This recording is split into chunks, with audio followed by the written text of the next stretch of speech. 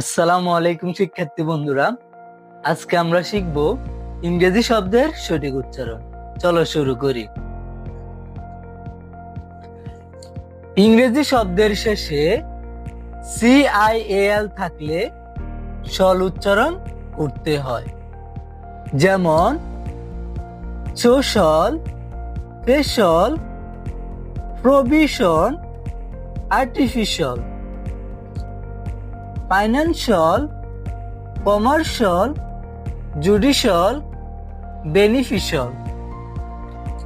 ইংরেজি শব্দের শেষে TURE থাকলে চার উচ্চারণ করতে হয়। যেমন picture, nature, future, lecture, structure, mixture, capture. যারা আমার ক্লাসটি ফেসবুক পেজে দেখছো তারা ফেসবুক পেজটি ফলো করে দিবে, আর যারা ইউটিউবে দেখছো তারা ইউটিউব চ্যানেলটি সাবস্ক্রাইব করে দিবে। ধন্যবাদ।